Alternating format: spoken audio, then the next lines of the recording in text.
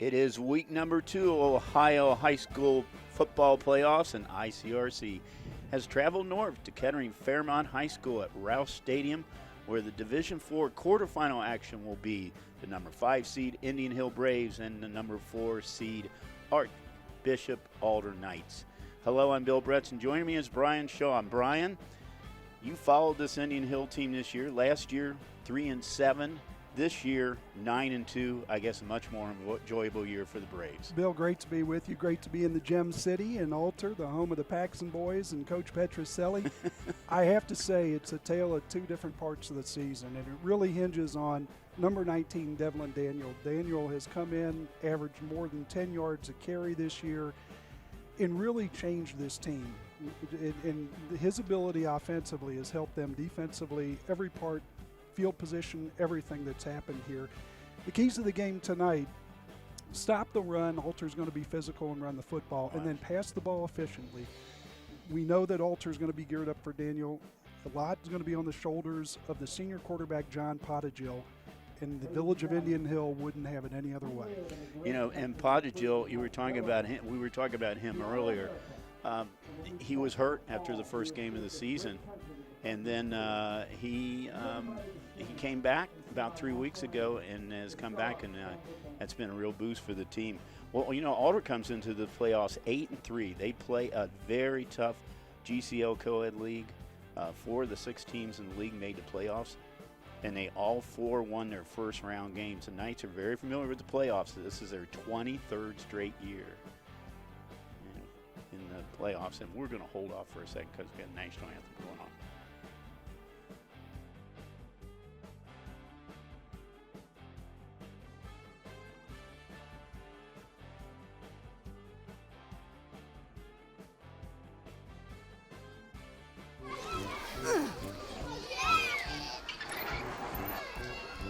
If you love them enough to crawl into a play place to get them to come down, then surely you'll check nhtsa.gov/the right seat to make sure they're in the right car seat.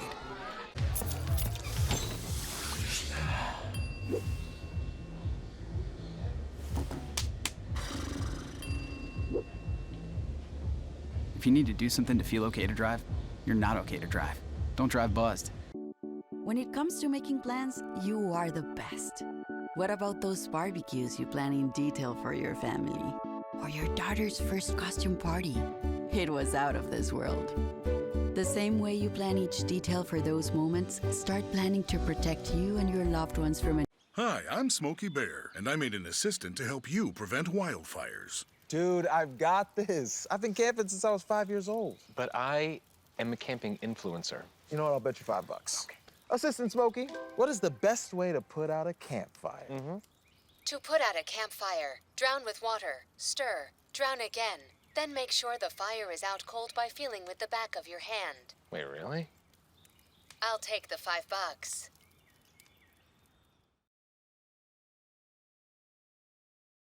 We're sorry our little pregame didn't get all the way through. We'll tell you more about Alder and what their run is. As they said, 23 straight years in the playoff. And their player to watch tonight, we're going to see him, not first off because they won the toss and deferred, will be number 24, and that'll be Noah Jones.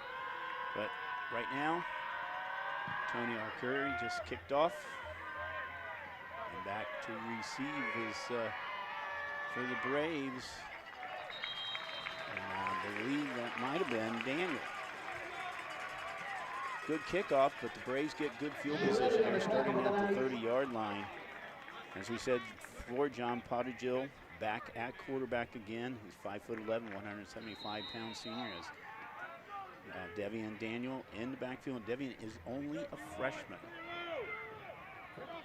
Braves starting at the 29-yard line here in Division IV playoffs. Second round. Pottigill and the give is to Daniel. Daniel trying to find a way around the left side. He just didn't get it. Bill, that's what we've seen from him all year. What he has done for this offense is he's stretched the field sideline to sideline. Keeping Daniel from getting to the boundary is big for the Knights tonight, but what it does, it's opened up the middle of the field. You saw that lead option. John Pottigill, a track guy, an all-state 100-yard dash guy with the middle of the field wide open. 2nd and 10 now for the Braves. Potter back to pass. He's got a man open and is intercepted. Picked off by number 29, Connor Watkins, and Watkins gets all the way down to the 7-yard line. First pass for Potterville is an interception. Bill, one of the things we've seen this year, both sides coming into this game, Potterville with just one interception, less than 2% of his passes this year. First one tonight. Gavin Conway on the other side with Alter also. Just a little over 1% of his passes intercepted. Both these teams have been clean thus far. Playoff football, cold weather, different night. Watkins' first interception of the year. It now sets up for the Knights now at the 10-yard line. 1st and goal. And the give is to Jones, I believe it was, number 24, number 26. Number 26 is, we show him as Ron Owens. Bill, we're less than a minute in. The Braves, I think they just got off the bus and already down by a touchdown. Not the start the Braves were looking for. This Alter team you talked about, very experienced in the postseason, won a lot of postseason games. Our carry is trying to put on point number 7. Splits the uprights. It is 7-0 with 11:02 to go in this quarter. And here we see the touchdown was by number 26. Now 26 we have as, I hope they didn't change numbers on us, but we have as Rod Owens, and he gets the touchdown. And Rocket Rod Owens, nice cut back there, and the sea parted, and into the end zone he goes. We do not show Owens as a touchdown this year, so that's his first one, 10 yards. So once again, deja vu from about 3 or 4 minutes ago. Our carry now kicking off. Bill, I think Owens on the year, 54 carries, 313 yards, almost 6 yards a carry, and 5 touchdowns. That was 5 touchdowns. I saw him now. Yep. He appeared on my list there. Thank you Didn't very want that much. young man to get shortchanged. No, well, he's got 6 touchdowns now. So, and this time, Curry kicks it into the end zone. Nice so job. touchback. That's a big kid, that kicker, 95. You got to like that when they wear the number 95. And Bill, as you know, the last coach before John Rodenberg came to Indian Hill was Tony Arcuri. All right. Saw that name out there on the roster. I said, wait a minute, he's out of eligibility. So Indian Hill will get started now at the 20-yard line.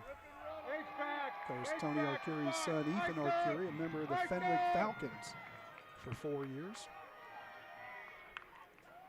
Potter Jill give it to Daniel, and he pushes that line forward, and that's a hard fought 5 yards. Bill talked about the fact that he has been really tough on teams getting to the outside with the speed, and he has plenty of it. The other thing that he's done, not a big kid, but boy is he physical, able to finish runs, and you saw a little bit of it there. But for much of the year in that CHL, you know, where the competition wasn't quite what you mentioned with this GCL co-ed, getting into that secondary, and boy, those defensive backs, those safeties really paid the price, bringing Mr. Daniel to the ground. 1,422 yards rushing this season for the freshman. Potter Jill gives to Daniel, trying to find room around the left side, and Alder is stretching him out. So far, he's tried that twice, and Alder's got him both times. Bill Alter doing a great job. You look at the stats this year, how many guys in on tackles. They get to the ball, multiple gold helmets getting to the ball. Kind of reminds me of the game against Wyoming. We'll get into that as the night goes on. A few weeks ago, Indian Hill able to beat Wyoming for the first time since 2015. Yeah, I was going to ask you about that tonight. Wyoming with a solid run defense really put the pressure on John Pottergill to throw the football, and he did it really well, 10 of 12 against Wyoming. Pottergill man in motion now. He's back to pass. He's got a man who has Grace. Alex Grace over the 40 out to the 50-yard line.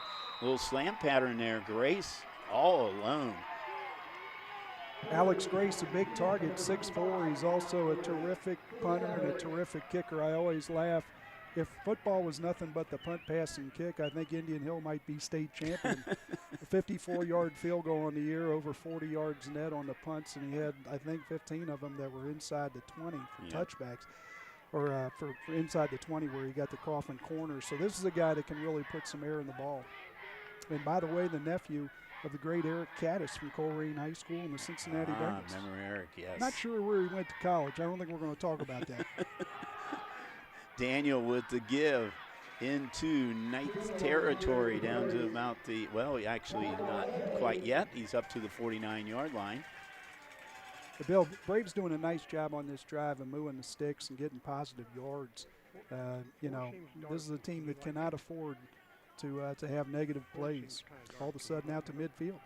You know, talking to Coach Rodenberg yesterday, they're a very young roster on it. They have 30 guys, freshman or sophomore, but he says, really, we are dependent on the seniors.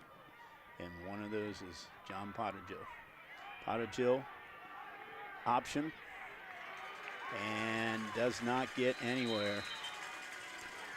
Alternates all year have been facing good running teams, so this is not anything new or unusual to them. You think back to some of these guys that have come out of the GCL co-ed and some of the players they've gone up against. Devlin Daniel having a great year, but Braves are going to need to do something special tonight to run the football. We saw Chaminade Julian last week, and they had great running, and they made the best of that as they upset Mount Healthy last week, Division III. And Pottigill, hard count there, and he looked like he made one of the older players jump, and I think he did. Yeah, it looks like Simon Deddens, the junior, 6'2", 189 pounds on that line, number 9. Well, that makes this third down effort a little bit easier right now. The Braves are very good at third down. They have over 40% this year from 44% third down accuracy. Got a third and short. And there is Daniel. He breaks through. They needed 1. He got about 5. They're down to the 40-yard line. Move the sticks again. Bill, one of the things about this Indian Hill team I think is unique. Mentioned Alex Grace, his ability to kick the football. He's good from 54 this year. He's had a 54 and a 50-yard field goal. So they're getting close. Once you get down to about that 30-yard line, changes your feelings on play call and what you do and don't have to do to get points on a drive. Absolutely. I know, talking to the coach last night, he says he does not hesitate to use him. They need the points. Pottigill back to pass, and the pass is dropped. Jackson Fry out there in the flat, opportunity there with some yardage in front of him. Just a little bit anxious to get going. Understand that. That's a tough play. You want to get the ball, you want to get yardage, but first things first, Bill. Sets up a 2nd and 10 now from the 40-yard line. As you said, right now, they're about 10 yards away from Grace having a legitimate shot at a field goal. Braves would like to come out with some points on this drive.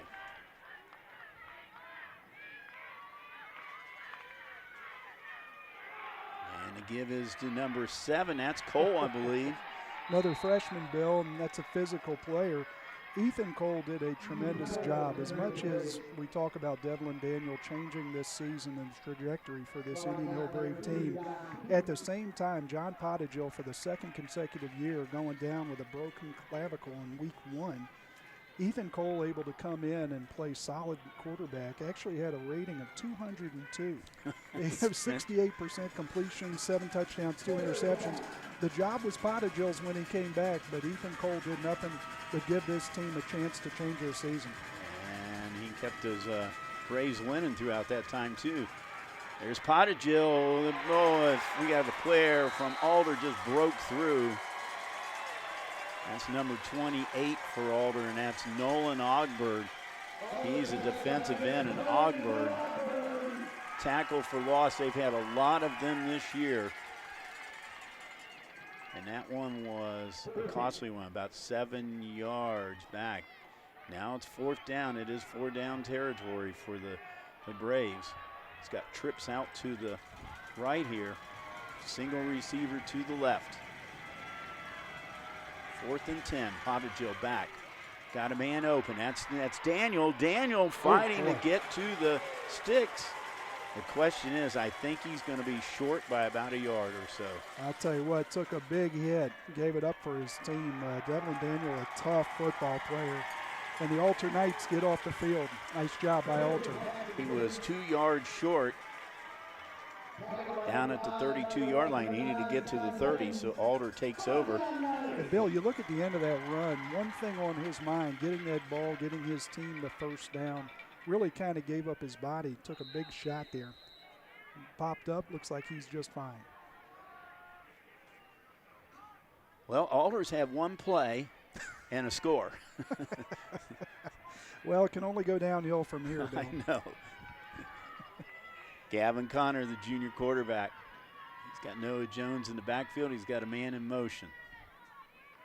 And the give is to Jones, but no, he is stopped after about a 2 or 3 yard run. It looks like number 40 has Trey Carter was in on the tackle. Trey Carter, good football player. Eli Riggs, Trey Carter, Jackson Fry, some guys have done great stuff. But that front four and in that play, the penetration from Drew Rader, the sophomore, number 54, has had a tremendous year and given these linebackers a chance to make a lot of plays. Coach Ed Domsite likes to substitute. He put 4 new players in on this play. And the give is to that number 26. He's the guy that scored our touchdown. That's Rod Owens, I'm sorry.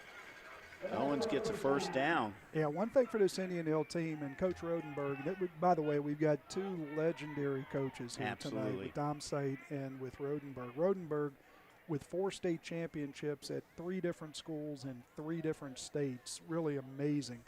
One thing for this Indian Hill Braves, as much as Coach Rodenberg would like to get guys in and out, he's only got so many guys. You see the helmets on that far sideline. Got to get off the field. If they tire, they're in trouble. And the give is to the second back through. That's number 38. It's Vinny Purcell. Yeah, these Braves, you can see the difference in the numbers as far as players. Alter comes into the game with 70 helmets, Indian Hill with 48. And of those 48, a lot of guys playing a lot of snaps on both sides of the ball. And a lot of them young, as we mentioned before. Yeah. Yeah, 19 upperclassmen for Indian Hill and 33 of them for Alter. The pitch is to Jones, and Jones is upended about the 49-yard line. About 3 yards short. Bill, a couple guys that have been really disruptive for Indian Hill defensively this year. At the top of the list, Eli Riggs, I think the best defensive player. Yes. With all due respect to Quade Hewer at Wyoming, who's had a tremendous career. As far as this year, as far as team winning and a guy that's made plays, Eli Riggs, hard to beat. Trey Carter, the other one, you mentioned him earlier, in that backfield a lot. And then the third, Jackson Fry. And then some solid play from other guys like Penn Picton. 3rd and short now for the Alder Knights. Connor rolling out. Now he's coming back the other direction. Throws over the middle. Got a man open. That's number 4. That's John Tiemann. And Tiemann, how about the quarterback, Connor? Bill, I was just laughing. I'm looking over here. We're next to the Alter coaches, and Gavin Connor rolling to his left with a right-handed throwing quarterback. Hard to make that play. Said, you know what, I'll just reverse course. I'll roll to my right with my right hand. There you go. Much easier throw, and not only that, going against the grain with this Braves defense, able to find a guy wide open. Here you can see Tiemann was wide open, so puts up now a 1st and 10. These young guys will 23. do what they want ultimately, Bill, won't they? Oh, absolutely. And the give is to, I believe that was Vinny Purcell again. Purcell comes in. He had 22 carries coming into the game for 121 yards and a touchdown. He will run a lot of running backs in and out of there. I mean, Noah Jones is is the top guy with 921 yards, but he has at least 3 other rushers over 240 yards. And Bill, as this game wears on, fresh legs and guys that know they have to produce when they're in there. And this time it's Purcell again. And he is down inside the 15. He's going to move the sticks. Bill, just to give you some perspective, the difference in these teams and how physical Alter would like this football game to be. They last met in 2016 right here in the first round of the playoffs, a year that Alter went to the semifinals in the state. And they ran 59 plays, 55 of them were running plays. It basically said to Indian Hill, you're going to have to make me throw the football, and Indian Hill did not. Wishbone offense right now. Under center is Connor, and again, knocked down right at the line of scrimmage. Penn Picton on that hit. And once again, this the defensive line, the front four for Indian Hill, doing a nice job just staying in gaps, makes it easier for those linebackers to come downhill and put a hit on somebody, and you'll see Penn Picton doing just that. He's a 6 foot, 190-pound junior. Another one of these Braves that has overcome injury. Quite a few guys on this team have had knee injuries. Dan O'Brien, Penn Picton. This will probably be the last play of the first quarter. Connor back to pass. He's got a man in the end zone. Did he catch it? Nope. The intended receiver was Michael Russ. Looked like he might have had it for a second there. Yeah, I mean, how about the, boy, he looks like a throwing quarterback. Doesn't look like a guy that only throws the ball 10 times a game. No. Off the back foot, putting it up there. Nice play by Charlie Rogers. Charlie Rogers, not a big guy, but pound for pound, one of the toughest football players, and he absolutely loves playing the game. Charlie Rogers with a great play. 3rd and 10 now. Ball at the 13-yard line. Connor coming to this direction. He's looking. And he had a man coming over the middle there, but threw it low. And they are going to, looks like, going to be trying for a field goal here. They do. Akari is on the field, and he is 3 of 5. His longest is 33. Bill, how about Gavin Connor on that last play? Looked like a shortstop coming across the second base bag, throwing to first for the double play. The throws that these guys make now from different arm angles, amazing. 29 yards. That snap was not good and off the I tell you what, it all started with the snap. The snap was not very good at all. And he kicked it off the goalpost. Yeah, great job by Carter Sheets to get that ball, which was behind him, get it down, but it affects the timing. And for a kicker that starts on the snap, tough to drag that foot, and when you do, that's what happens. So the ball will be spotted at the 20-yard line. There's 0.8 seconds to go here in the first quarter, so this will be the last play of the quarter, but good job by the Indian Hill defense there.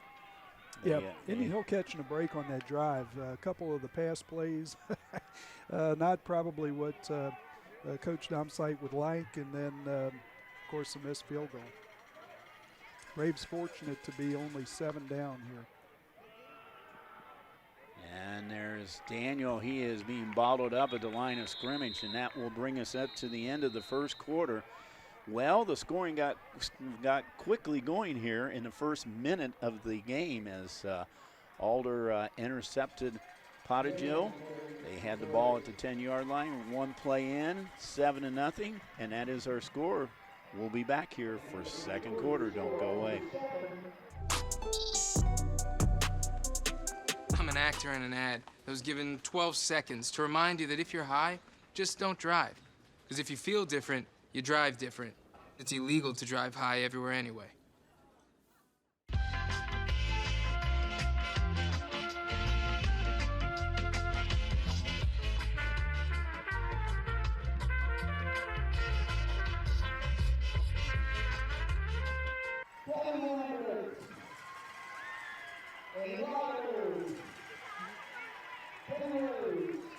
And we're back here at Rouse Stadium here and the campus of Fairmont High School. And Alder does not have a home field, but they do play a lot of their games here at this stadium. I believe the coaches told me before the game tonight it's about the 4th or 5th time they've played here this year. Yeah. So this is their home. So Bill Bretz, Brian Shaw, glad you have joined us here on this almost perfect night for football. It's around 58 degrees or so. Bill, you mentioned not having a home field. Doesn't seem to bother him any. Moeller down in Cincinnati doesn't bother them either. No, they've never had a home field. There's the give is to Daniel, I believe, out to about the 25-yard line. Bill, we mentioned these coaches. Ed Domsite, 48 years he's been doing it. He went into the Ohio High School Hall of Fame in 2018. 31 of those 48 years have been at Alter. He was actually here from 81, I think, to 93 or something like that, and then has recently come back. Spent some time at Trotwood, spent some time at Northmont, but terrific coach. He's seen it all. Potter Joe back to pass. He's got Grace open at about the 42-yard line. Is going to move the sticks, and Alex Grace his second catch. Yeah, Bill, that actually Dan O'Brien, very similar. Oh, I'm looking. sorry. Yeah, another big receiver. Grace over here, 25, 6'4". Dan O'Brien, 6'2". The great thing about these Indian Hill receivers, easy to see when they're moving around out there. And John Potagill throwing a strike. I missed the 2 on that one. We have 5 and a 2, and they're both lined up on this side right now. I tell you what, though, Bill, you're lucky that this year these jerseys have been easier to see than ever. I know there's been times that they've been very difficult in games. There is Daniel. Daniel moving this ahead about 4 yards. And if you're Alter, you'll take that every day. You just don't want the big play. Make them line up and do it again. And they keep taking away that outside, Bill, and every time he cuts up, it just allows guys from the inside to pursue and make plays. You know, the freshman came in, one of the most impressive stats right here is his 10.9 per carry. I mean, that's better than a first down on Shades a carry. of the great Carlos Snow at Cape High School back in the days. Oh, my gosh, I remember Carlos. Yeah, he ran for about 12 every time he touched it on average. But, yeah, it really has changed things for this team. Back to pass, and that is catch is good. As good was he inbounds, though. It was to O'Brien, it looks like. Terrific play by Dan O'Brien. It was right at the sticks. Let's see if they say it is. Well, not sure if they gave that to him or I think not. he was probably out of bounds because, you know, it's back to the 35-yard line. Our officials tonight, we'll get them here for you. We'll get them the next play. Big third down situation now for the Braves. Potagill back. Now he's scrambling. And he's got a man open. That is number 8, John Coffer, 6 foot, 175-pound senior. Boy, you see John Potagill, another case of a right-handed quarterback being flushed out, having to go to his left. Doing a great job, just putting some air under that ball. Had plenty of space out there in front of Kopfer. Didn't try to do too much, gave him an easy thing to catch and run. Well, I tell you what, that clavicle looks like it's pretty good shape. Well, you know, the difference between this year and last year he broke that thing and just let it heal. This year he had surgery shortly thereafter, able to come back against Finneytown, I think in week 8, something like that. And really a steadying influence. He's always been the brain of that senior class. Potagill keeps it himself this time. Rushes forward about 3 yards inside the 40 down to about the 37-yard line. Isn't it amazing anymore with these surgeries? Here, I mean, you know, 15, 20 years ago, you break a clavicle, you're gone. You're done for the season. And he's back like 5 weeks later. And Bill, you know, you think about it, whether it's clavicle or maybe a rotator cuff. I mean, I had that situation. You know, hey, are you a professional player? You're not? Well, then you know what? Just let that thing go. We'll see you later. Yeah. So it's a whole different world today. And you think about, you know, one of the guys at the forefront of that, Indian Hill alum, Tim Kremchak, who with Beacon Orthopedic has really gotten a lot of people back in the game. And there is a great catch made, and that was Alex Grace. He went sky high over 2 or 3 defenders and got that. Yeah, Alex that Grace, catch. And speaking of shoulders, Alex Grace is going to have work done on both shoulders. So tough kid, giving his team everything he has. Usually plays basketball, not going to play this year, having surgery at the end of the season. But you just tell how tough he is. The fact that here's a guy waiting for surgery and he's out there giving him everything. He's going to get some looks here, I think, for college for kicking. Gives him a first down now. Potajo, I think that was a broken play.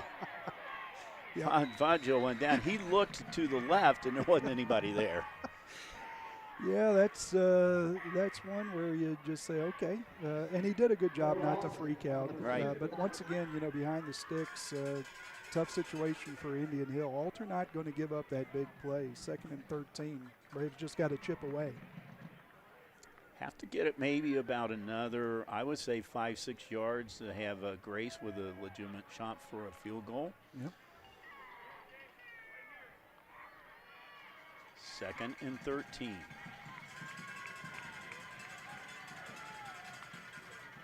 Potajo back to pass. He's got a rush on, and he throws it, and they were coming at him this time.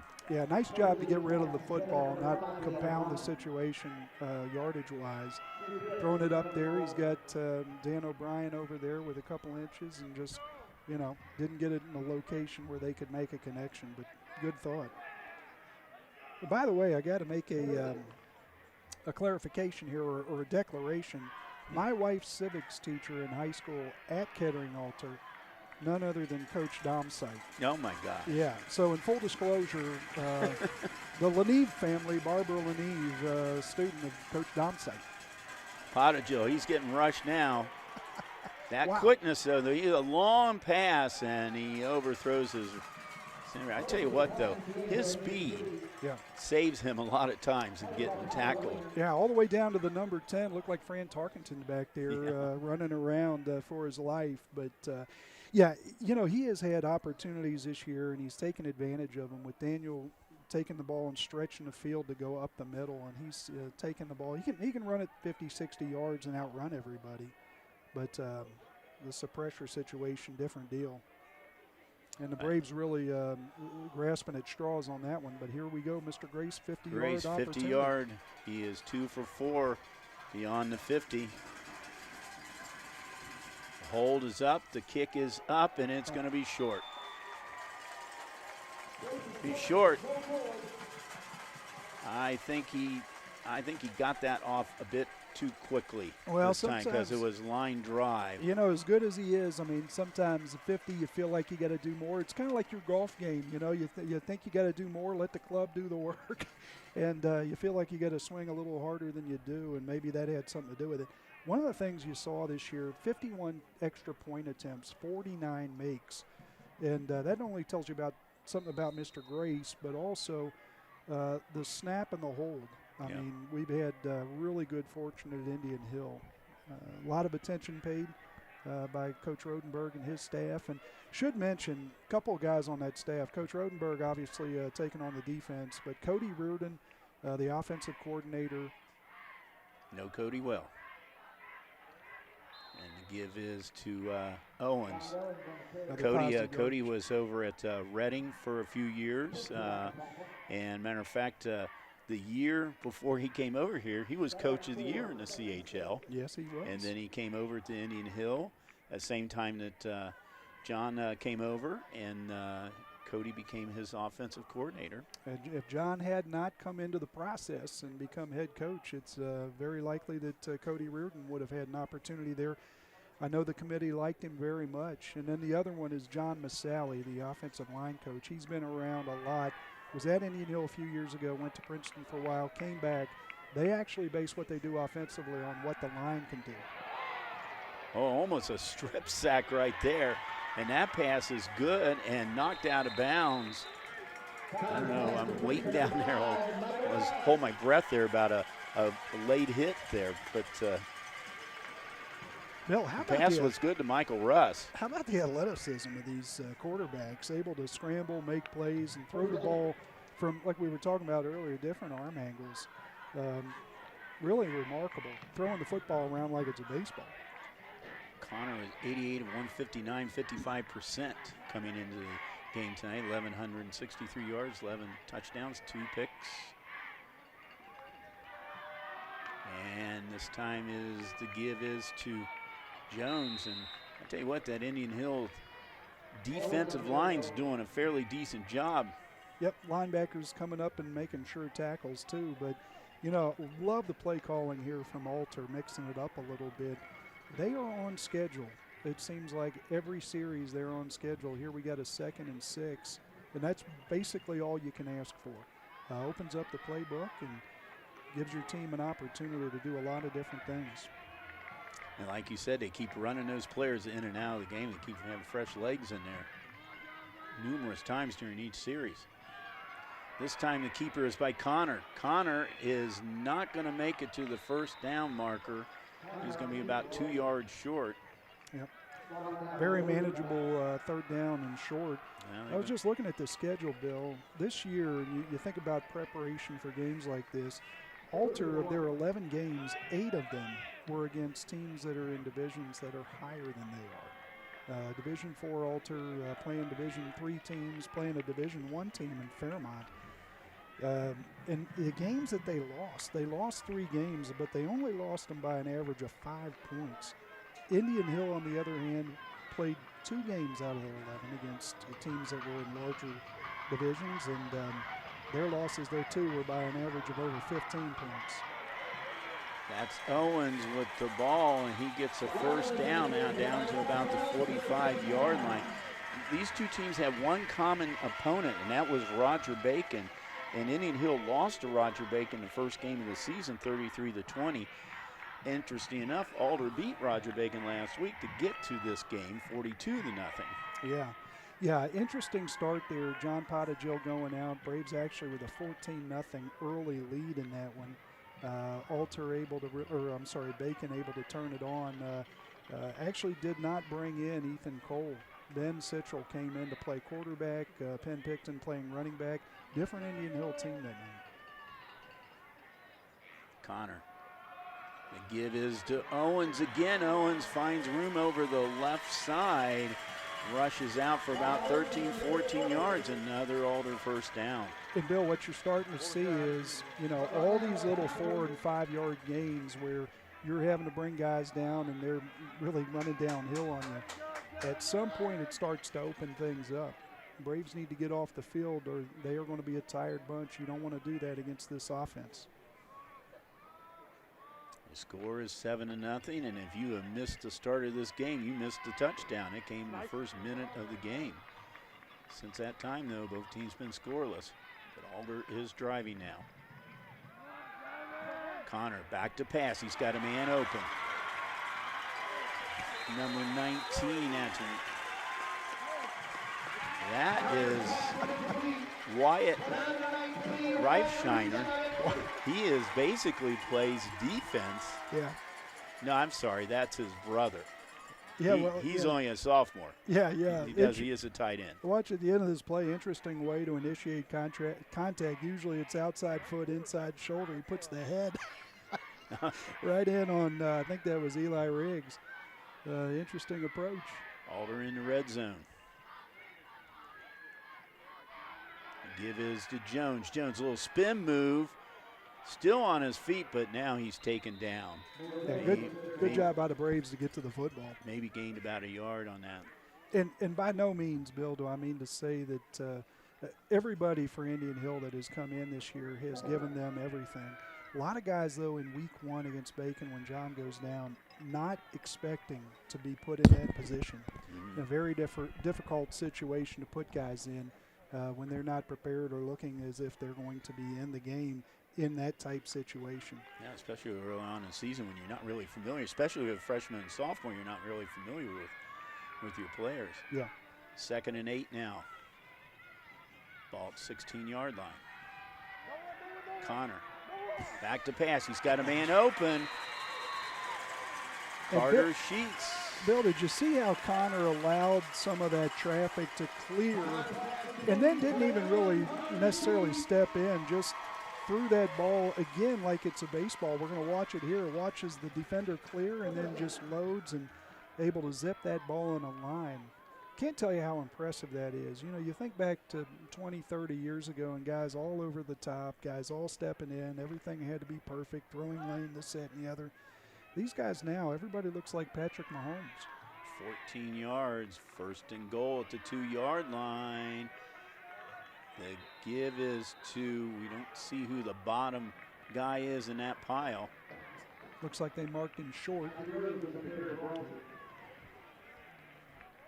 Might have been Jones in there, but whatever it is, we have an Indian Hill player down right at the goal line.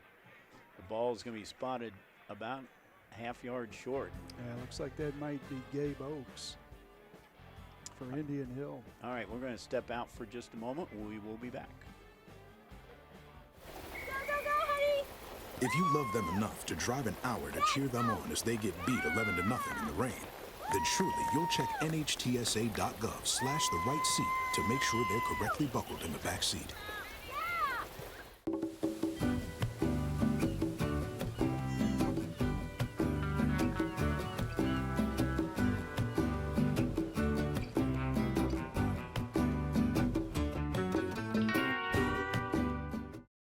Hi, I'm Smokey Bear, and I made an assistant to help you prevent wildfires. Dude, I've got this. I've been camping since I was 5 years old. But I am a camping influencer. You know what? I'll bet you $5. Okay. Assistant Smokey, what is the best way to put out a campfire? To put out a campfire, drown with water, stir, drown again. Then make sure the fire is out cold by feeling with the back of your hand. Wait, really? I'll take the $5. And we're back and we see Gabe Oakes fortunately walking off the field there. And we see the great Terry Conti, one of Tim Kremchick's colleagues at Beacon. Susan Blackston out there too. Absolutely. When I was coaching at Reading, Susan was her thing. And that time, that is a touchdown.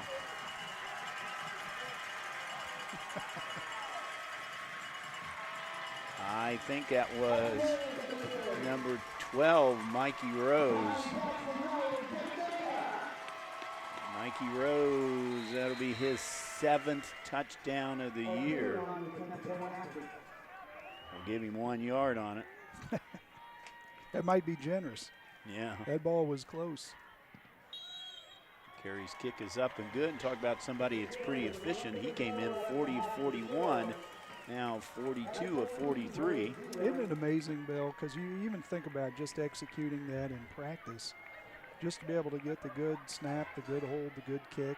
I mean, even on air, that's impressive. Matter of fact, I mean, you think about what's required there, those 3 elements, and then you think about free throws in basketball. To have such a disparity, you know, the average kid probably shoots 65% from the line, maybe a little more than that. But, boy, here in football, it seems like these kickers have been working quite a bit to be damn near perfect. Well, you know, a lot of them are soccer players too, especially a lot of smaller schools. A lot of CHL schools have soccer players for their kickers. And Alex Grayso is legit since he's a receiver. So yeah, that's right. He's a real football player. Alex went to St. James over on the west side. There wasn't going to be any soccer. Kari's kickoff is going to be a little bit short.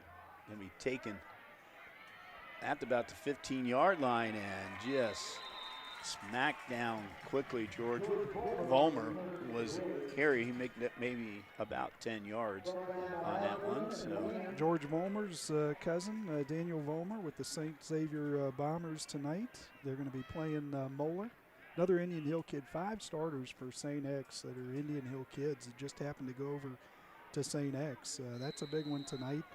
Of course, the one that they're all talking about in the city of Cincinnati tonight, Withrow versus Winton Woods. Yeah. Been a long time since you had 2 teams in the city of Cincinnati, public school league teams, and a game that big. Could be the Division II state champ coming out of that. give is to Daniel. Daniel, a little spin move. Picks up about 4 yards on that play. Of course, here in Division 4, the other games tonight. And again, Wyoming, of course, is in action tonight. The Cowboys are playing Washington Courthouse. You know, let's go back to the play here. We'll talk about Wyoming here in a second. Oh, wow. Oh. Almost a terrific catch by Alex, getting twisted around and just couldn't pick it up in time. He didn't look in time. I think if he looked about a second quicker, he would have got that pass. But Wyoming's been Indian Hill's nemesis in the second round. There for about 3 or 4 straight years, they were meeting Wyoming. Wyoming was beating them. Of course, Wyoming went on to win a state championship, state runner-up a couple of times. But Indian Hill's had a struggle getting out of this second round. Yeah, Indian Hill never getting out of the second round. They got the one time they did get to the regional finals, I think. Let me look at it, 2007. Yeah, Kevin But that's Seipel. about it. Kevin Seipel with quarterback Mike Scherpenberg on that squad. The great Kevin Seipel, the Highland Bluebird. Great guy too. This Indian Hill-Wyoming rivalry. I mean, you've got the 2 biggest schools in the CHL by quite a bit. Taylor you could throw in there, but then you get that mid-tier of Marymount, Madeira, Reading, and you get the smaller teams, Finneytown and Deer Park. But those 2 seem to lock horns every year for the title. Grace, fake punt. Oh, now he pooch kicks it, oh boy. and it's going to be a little short, but it gets an Indian Hill roll. Yeah. It looked like, I don't know if he was going to try to run it. I think he was, and then I think he just saw what was in front of him. And Bill, the reason for my reaction to that, just Alex in a vulnerable situation, kicking the football with defenders collapsing down on him. And of course, no penalty on that because he's a runner. And the officials rightly calling him a runner that just decided to kick it. Unfair to the defense to penalize anybody for running into him at that point. But boy, he was in a vulnerable spot, Bill. I'm glad to see him walk off. That's a risky move, though, back there because could have gone down. They could have had almost 1st and goal. They do give good field position, though, the Knights. Connor, plenty of protection. Throws it over the middle. He's got his receiver down there, and that's Carter Sheets. Boy, he really throws a pretty ball and able to get great protection. This offensive line for Alter, giving him all the time in the world back there. Eventually, somebody's going to open up. And they're doing a no huddle here. And the pass is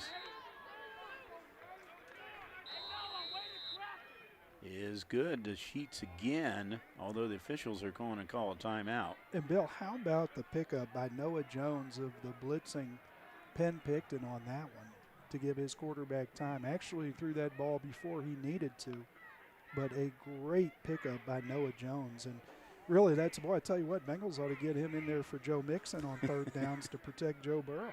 Timeout called by Alter. Right now, we said earlier we're going to go over our officials here. I guess we will talk on them right now. The referee tonight is Chris Beckstead. Umpire is David Tobias. Harold Hitchcock is your linesman. Mike Hassefeld is the line judge, and the back judge is Nate Stanton. I'm so impressed with Noah Jones. I think I'm going to take him to Mama DeSalvo's after the game and get he and his family all the olives and cheese they can eat. Nice of you to do that. That was fantastic. Might take his dad over to Arrow Wine and see what he wants. You're working for the Chamber of Commerce up here in Kettering. I tell you what, I love it. The Leneve family, I just loved it. St. Charles Mass at 5 o'clock on Saturday, nothing better. That's Connor, the quarterback keeper, down to about the 22-yard line. And he picks up about 20 yards on that one. And one of the things you do, obviously, you run those receivers out, you run those DBs down the field, and really nothing on the second level. You're going to have an opportunity as a quarterback. Great job by Connor to recognize it, and we're going to see it here. Sees where everybody is on the field. If he can just get past that first line there, the Braves defenders, he's going to be in that secondary and getting positive yardage. He's the second leading rusher on the team and had almost 400 yards rushing, 5 touchdowns. Bill, you think about some of the greats to play, for the Alter Knights. I mean, Chris Borland and Jeff Graham, and of course C.J. Hicks recently, but Nick Mangold, Jerry Rudzinski. I mean, they've just had one after the other. Used to be a basketball school. Oh, yeah. You think about Coach Joe Petroselli in 50 years. I don't know what it is about these guys. They don't age. They come here to Alter. Joe Petroselli able to do it forever. And then, of course, Coach Dom Sight closing in on 50 years himself. Well, their girls basketball program has been outstanding here.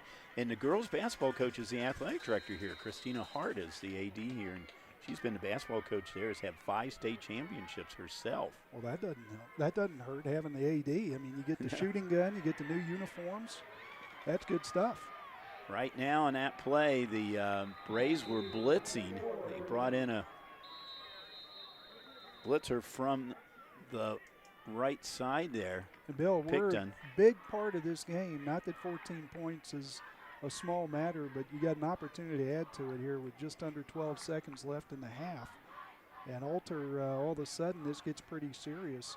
The long on the field goals, I think this year for Alter, 33 yards. 33 yards now. So not in that place now. Going to have to make a couple of plays, but that brings up clock management. 11.9 seconds to go here in the first half. If they get maybe about another 10 yards, they called a timeout now. They'll have 1 timeout left. Bill, we're looking at the Oaks family, by the way, on the monitor. We mentioned Gabe Oaks going out. Mick Oaks sitting with his wife in the front of the Oaks clan. Played at the University of Cincinnati, as did his dad, Pat Oaks, who's behind him. And then, of course, Joe Oaks in that group also. Played at Ohio University. The Oaks family. Pat originally from Wyoming. His kids all played for Indian Hill. You can imagine what that house was like. Blitz coming in now, and they got a man open down to about the 5-yard line. Bill, they're going to have to get up and spike it That's in order Russ. to have time. And he does. Russ was the receiver. It's going to be now 2nd and goal. And, Bill, that's about as well as you can do it at the high school level. To be able to get a pass play, get everybody up on the line. We're going to watch it here. It's the pass play, hey, that's probably the easy part, as good as that was. But to get everybody up on the line, get the ball put down, snap it and spike it, and still have 4.5 seconds. 22-yard attempt for our Curry. Kick is up, and he splits the uprights. That could have gone from about 30 or 40 yards there. Bill, I just can't say enough about the execution there. The coaching staff to our right here, and I think everybody, their faces don't necessarily show how happy they are, but I think they're very happy. That is really impressive execution by the Alter Knights to close out this half. And 17 points, Bill, probably feels about right given what we saw at the line of scrimmage and the plays that were made, the yardage that was accumulated over the first half. Indian Hill staying in that football game for a long time at 7-0, even though, some things could have gone against them there, hanging in that ball game. Going to have to come out and make hay in the second half to get back in this one. Actually, the Alder will get the ball to start the second half since they did defer. Their defense has pitched 6 quarters of shutout ball here in the playoffs. Would like to also congratulate Coach Dom Sight this year. Got his 300th win at Alter. He's got 376 of them overall, but 300 wins at one school. Think about that. That's 30 years of getting 10 wins a season. I know. That's amazing. I thought he was going to do a squib kick, but he kicks it up. Oh. And it was received by Devin Daniel. Bill, that's why you were thinking about that squib kick. He was one broken tackle away from changing this. Yeah, I know. First half. That was kind of a dangerous move on their part, but we finished the first half here at Fairmont Russ Stadium tonight. The Alder Knights hold a 17-0 lead. Brian and I will be back for second half action. Don't go away.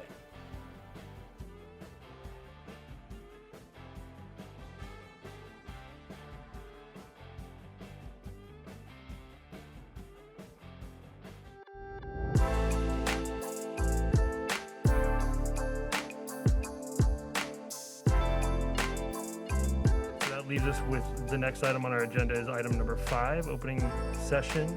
I want to thank everyone for joining us this evening. If you're out here at the parade or listening, thank you again.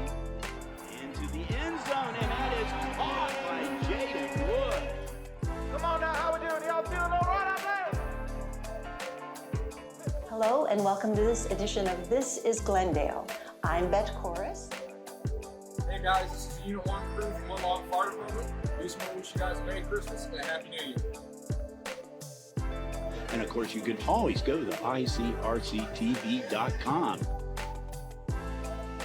Always a great day when ICRC is involved. Another edition of ICRC, bringing the community to you.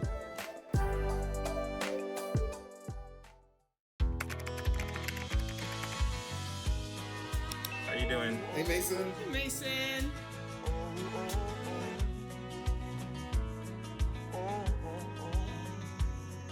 Thank you. A place to make my own. A place that I call home. This place that I call home. My mother was always very familiar with her neighborhood, but one day she stopped at the stop sign for much longer than usual, and she didn't know whether she should go forward or turn, and she wasn't even really sure where she was at. It was very unsettling for her. I felt so much better after my son told me, Mom, I don't want you to worry or be afraid. I'll be there for you and we'll figure it out.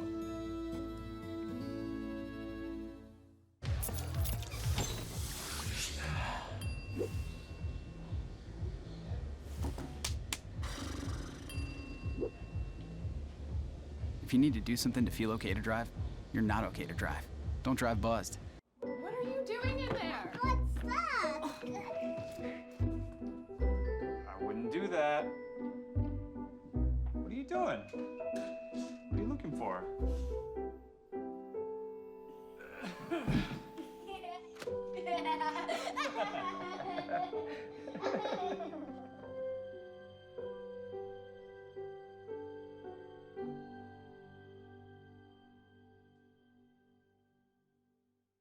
I felt accomplished after I got my diploma. Made me feel that I could take on whatever challenges life throws at you. Find free adult education classes near you at finishyourdiploma.org. As a dad, every day is a challenge. To make sure that the time that I have, I spend with them. It doesn't matter how tired you are, you have to try to teach them. When they learn something new, and you can just see in their faces, it's such an incredible moment. It's those moments that are my favorite. What if you could feel in control of your retirement in just a few clicks? At aceyourretirement.org, you can. Start with a free 3-minute chat with Avo, your friendly digital retirement coach. Just answer some simple questions like, how do you feel about your ability to save for retirement? Or in how many years do you want to retire? To get free action items customized just for you. Get your retirement back on track at aceyourretirement.org.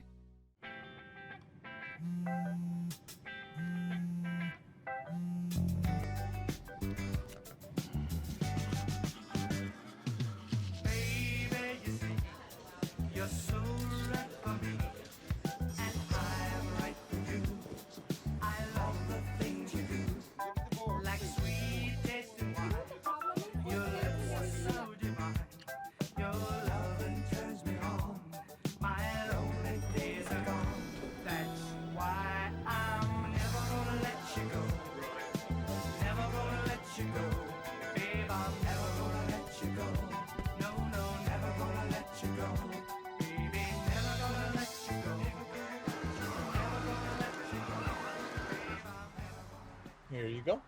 Thank you. Thank you.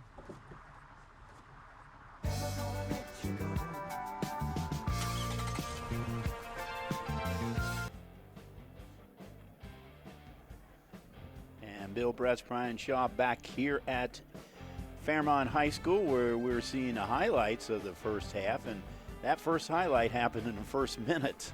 Is Owens' touchdown after an interception right there, and then once again they came back and scored again. I believe we gave that one to Owens too, and then the field goal right there, and that's your score right there, 17-0 as favor of the Alter Knights over the Indian Hill Braves here in Division IV playoffs. Of course, this is the time of year the winner goes on, the loser goes home, and the winner of this game will be playing Clint Massey and McNicholas. Clint Massey, #1 seed, and always a tough. This region usually goes through Clint Massey. So, yeah, no doubt. But anyway, some comments here, Brian, first half. Well, I thought Alter did what they wanted to do. They were the physical team. They moved the football. Really, when you look at yardage, this could be a bigger game than 17-0. And just can't say enough about the play calling, the way they mixed it up, kept Indian Hill off balance. Indian Hill didn't do a bad job, gave plenty of resistance, but Alter able to get down the field. And as you said earlier, Indian Hill getting off the field here on this first possession is going to be big for the Braves. Yeah, this is going to be very, very big. And we were talking about Alder. I didn't get through on the pregame here today, but this is their 23rd year in a row to be in a postseason, 29 total. And during that run, they have been to the state Final Four 12 times. They were runner-up in 2006, 14, and 18, and state champs in 2008, 2009. Their playoff record is 52-26. They're one of only 23 schools in Ohio with 50-plus wins. And I'm going to put this out right now. I know I told you this earlier, but I'll have the people think about this. What school has the most wins in the state of Ohio in the playoffs? And they're playing tonight.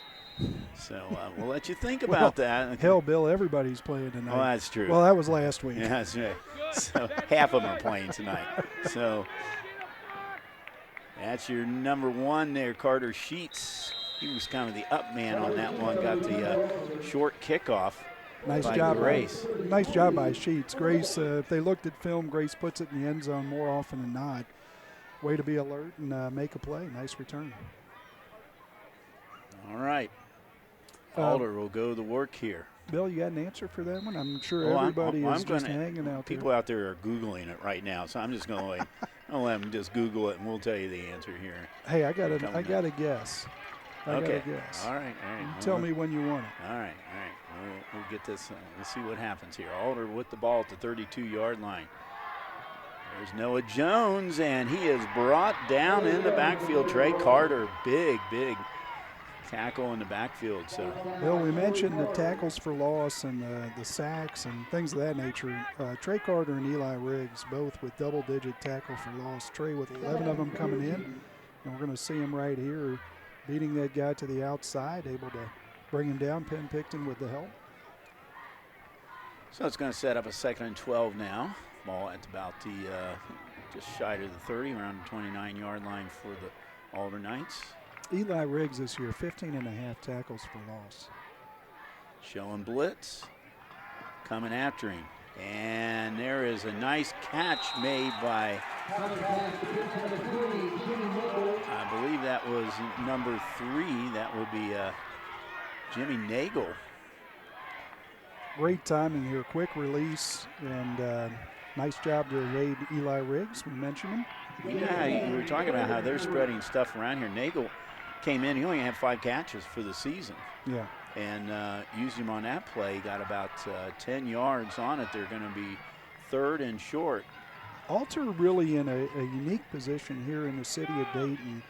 You know, the Catholic schools down in Cincinnati, you got 2 different tiers of them, where you've got the Big Four, Moeller, St. X, LaSalle, and Elder.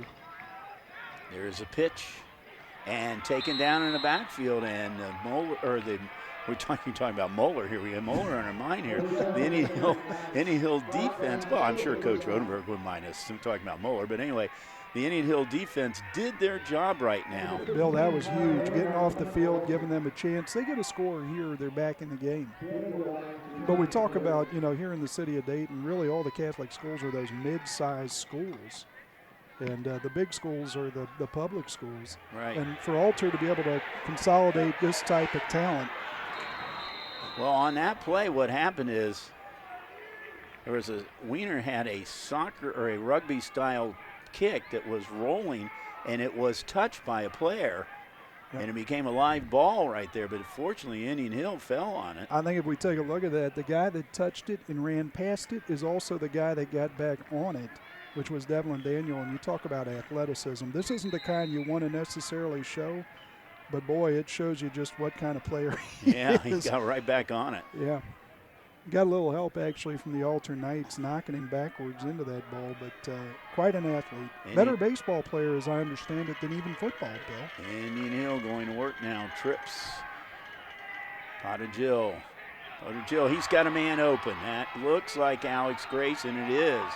Alex Grace picks up about 20 yards, 25 yards on that play. One of the things about John Pottergill, if he is rolling to his right, he is really good at throwing the ball on the run.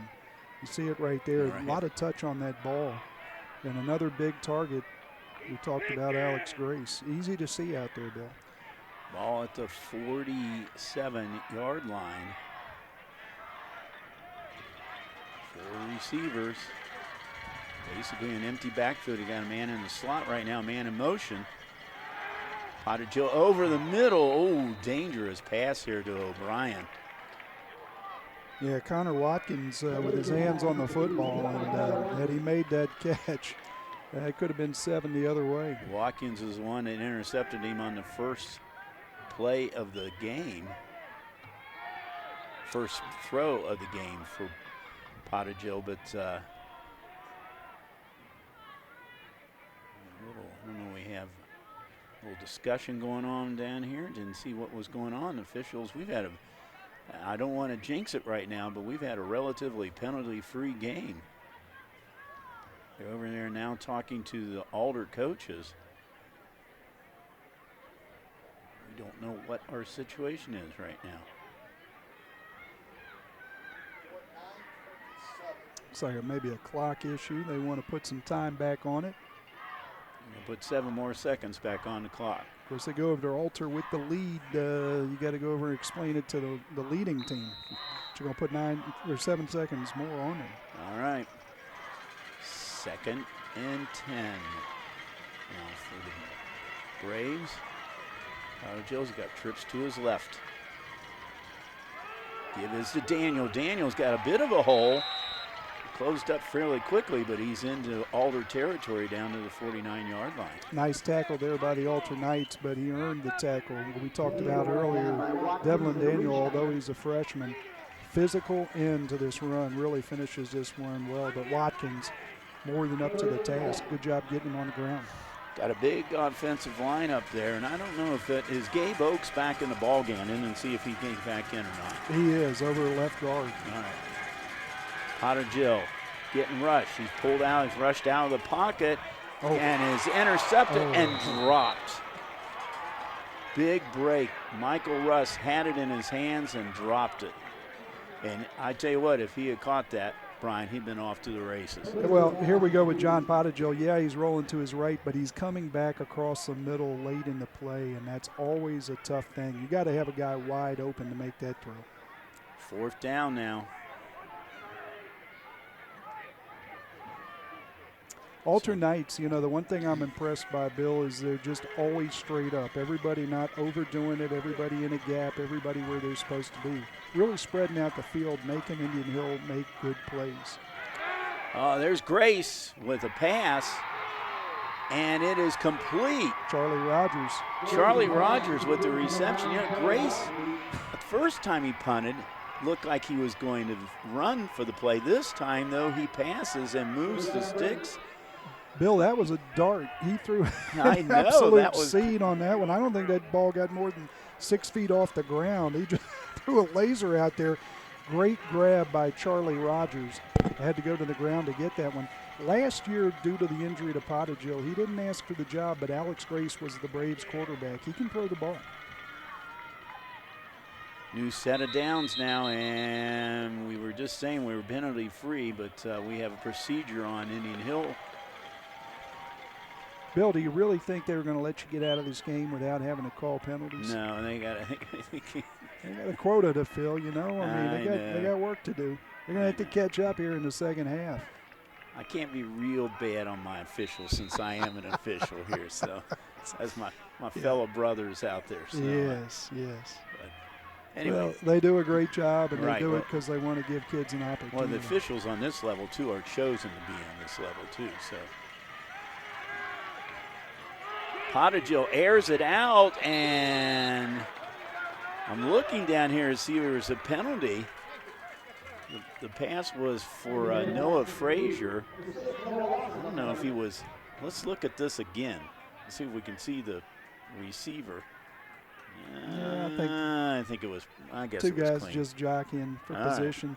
And, you know, that's one, as he threw it up, I thought, boy, you throw it up. He's got one receiver that is more of a slot-type guy. And you throw that ball up for Alex Grace or Dan O'Brien, might be a different story. Noah Frazier, a terrific slot receiver, good basketball player. Empty backfield. Now he passes, and he's got Grace. And that is a touchdown. Eli Riggs from that tight end position. Eli Riggs able to make the play. And we'll talk about the year that he's had, Bill. I mean, he's been tremendous on the defensive end. But Eli Riggs, a guy that's just now coming into his own. A guy that, you know, I don't think he understands just how good he is athletically. We saw it there, good hands and able to beat the defender into the end zone. Indian Hill scores. Well, we called Grace, but now we're going to call his name because he's going to try to put on the extra point. And, Bill, a guy that a good student, you know, a lot of schools that might be hard to get into, Eli Riggs is your guy.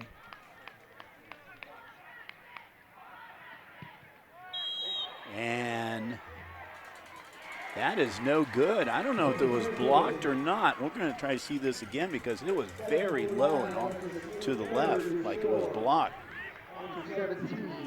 Great job by Pottigill just to pick that ball up off the ground and putting it out there for Riggs. Hands away from his body, good hands, able to beat the DB into the end zone. Big guy that can run. 6'3", over 200, well over 200 pounds, and here's the extra point. Just kind of got over the top of it. Looks like Alex is on top of the ball tonight.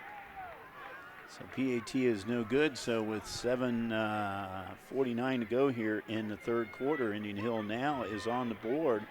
Well, so far, most things are working for Coach Runenberg right now as far as they held Alder and then they scored on their first possession here. So Eli with his second touchdown on the season. The first one was just a week ago with an interception return for a touchdown. Ran about 40 yards, and I think he was down for about 5 or 10 seconds trying to get his breath. According to my stats here, he went for 61 maybe? Maybe it was a little further than I thought. Well, that explains it. Great kid and a really good football player. Picked up at the 1 yard line and finally thrown out of bounds. That's number 15, Colin Wiener. See how Alter responds. Indian Hill with an opportunity to make this a game. And Alter now starting from their own 20. 17-6 is your score. Mentioned these other games in Division 4. Interesting game, Battle of Cincinnati, number 3 Taft and number 6 Wyoming, and then of course up north, Shawnee and Urbana. Shawnee, great high school program. And there is Owens. He's still on his feet.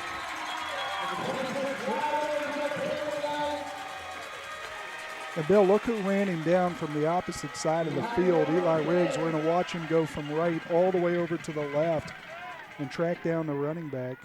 Riggs did a great job of tracking him down. He hesitated for a second there about 10 yards before that, but ball out to the 50-yard line, a 30-yard run.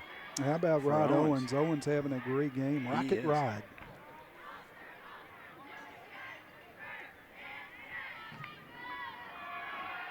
This time it's Owens again, inside the 40 down to about the 33-yard line. It's going to be another first down, another 17 yards. And Bill, let's see if they stay with Owens or if they start running guys back and forth. Looks like Owens is going back to the huddle.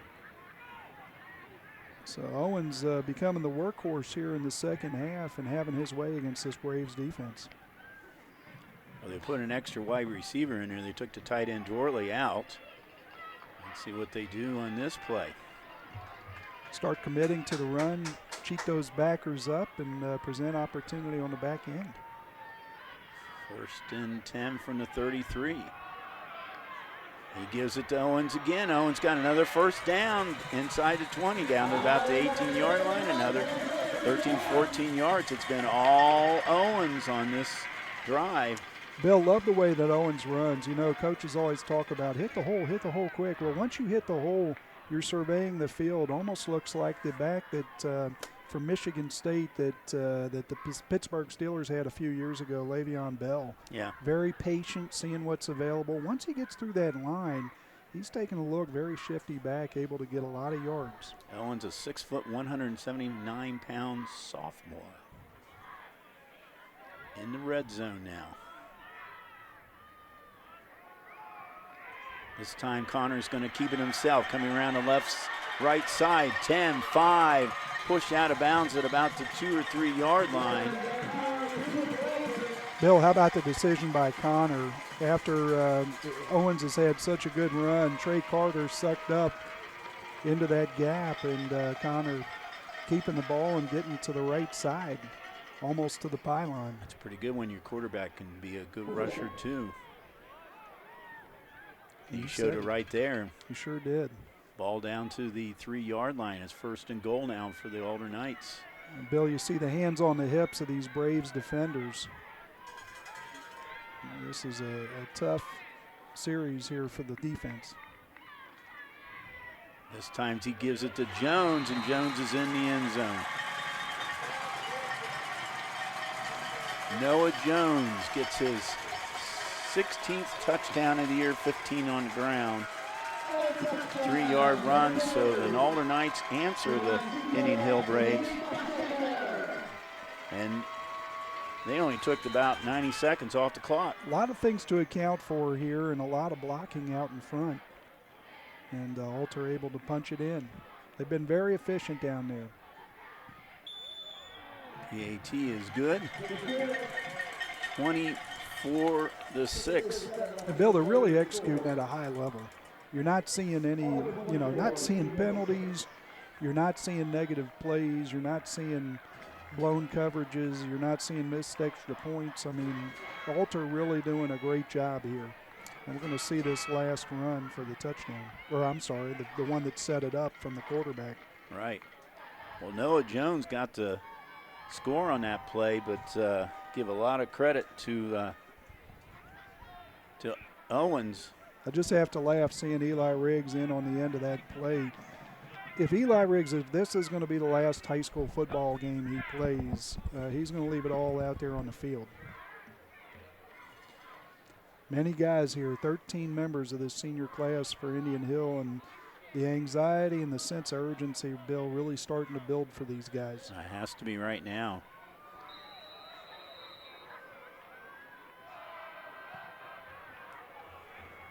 Short kick. Daniel picks it up about the 18-yard line, trying to go upfield a little bit, but he makes it back to about the 20. They have a rugby scrum going right now. All right, so the answer to that question is, what school holds the most wins in playoffs? And last week, they got their 97th win. Now, I've already taken about 5 guesses, and I've come up short. I'm going to say my next one would be St. Ed's up in Cleveland. No, but St. Ed's is a good guess. Maria Stein Marion local. Yes. Just up the road here. Yes. Division 7. I apologize to the good people up there because, and you know what? I love that it's a small town. Oh, just yeah. like Versailles and Galleon and Steubenville and some Minster, of the great all those places are great. Absolutely. I absolutely love it, and good for them. I mean, that's a great program. I could tell stories from a track and field standpoint about those schools over and over again, but yeah, they've 97 wins. 97. And they are playing tonight, going for 98. Wow. You know, if you don't get a handful of them as a high school kid, they start saying, well, what were you doing when you were there? Yeah. Uh-oh. There's a that's did Grace catch it? Unbelievable catch by Alex Grace, and we have a player down on the field. Yeah. looks like he's going to be okay getting up. I think he's Alex fine. Grace, my gosh. Bill, John Pottigill right now realizing he's just going to have to make some plays, take some risk to get some reward. Puts that out there, and again, a big receiver going out there and making a play in traffic. He definitely did. I wish we had that Amazon. You know, you see that on NFL games, the probability of success on that. That one had to be about 2 or 3%. Braves able to come up with it. Ball to 40. Daniel finds a hole and up to the 48-yard line, about an 8-yard run. And that's really, that might be one of his farthest runs tonight. Well, going north and south and able to find some room. And, Bill, how big was that last drive by Alter? Because, you know, if it's a 17-6 game and the Braves are driving, making a couple plays offensively, you get the sense the Braves are going to be able to move the football and maybe put points on the board. Right. But, boy, you got to be able to stop them, too. Play action. This one is. He's gone. Oh, 20. What a great play. What? Number 5, Michael Russ, able to get, I don't know what he got, maybe a cleat, one of the little cleats on the bottom of the shoe. Unbelievable. Was that Jason Fry, though? That was Jason Fry with the catch. Beautiful catch on a play action out of the backfield. And yeah, I really feel like Fry was going to beat those guys to the corner had he gotten away. But, boy, give credit to Michael Russ. Going to make this Braves offense earn it from here. Couple of big plays here for the Braves now. Puts the ball at the 32-yard line. 4:28 to go here in the third quarter. Trying to answer the Knights' touchdown. Play action again.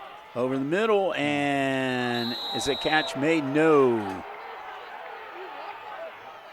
Yeah, Alter Knights looking for a little extracurricular. Yeah, they're thinking there was foul. Everything was a personal foul down there. The play was to Alex Grace. He had a couple of Knights with him down there. Yep. Oh, he did kind of throw him down, but yeah. Good defense there by the Knights. 2 guys over there. And Wiener trying to plead his case, but didn't work out. But it's just 2nd and 10. Daniel. Now he's got another room over the left side down to about the 21-yard line. He's looking like he's got a little bit of a second win here this second half. And, Bill, he really finishes runs. I mean, he's a guy that you're going to earn it every time you put him on the ground. And keep in mind, only a freshman. We're going to be talking about him for the next few years. Yeah, and his buddy Ethan Cole, we're going to see a lot from him as well. Pottigill looking left. And Daniel had the ball in his hands and dropped it. Bill, I think, you know, one of those things that you're trying to create space out there and you're trying to get your linemen engaged. If you'll see at the end of this play, the yellow helmets getting out in that area, making it a little difficult. You don't have time to catch the ball, set up, turn your body, and then run. You're trying to do it all at once because you didn't get that separation. They need a touchdown more than they need a field goal, so it's 4th and about 4. They're going for it. Pottigill. Pass made and caught by Grace again. I mean, he's got a highlight tape tonight, Brian. Yeah, Alex Grace having a heck of a game. Another senior that if he is to go out, he's going to go out with a bang. 17 receptions on the year coming into this one. And he's got to have more than a handful of them tonight, and most of them contested in traffic. Very impressive. 1st and goal to 9-yard line. Getting those hands away from his body and making a play. Strong hands.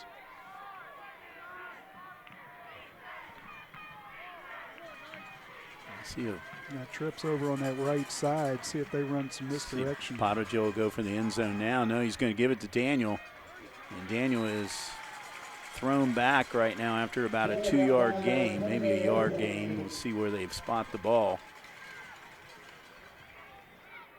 Going to give him a yard on that. 2nd and goal. Ball at the 8-yard line. Clock is moving down to about 2:40 to go here in this third quarter. Yeah, still almost 15 minutes left in this ball game. Braves get it in here. It just becomes a matter, can they get a stop? Pottegill looking for the end zone. And Bill, these drops are interesting. Everything to the right, kind of backing up, throwing off that back foot, coming back to the left. Interesting long throws and throws with a guy kind of throwing away from his body, the way that he's moving. Interesting, and these are by design.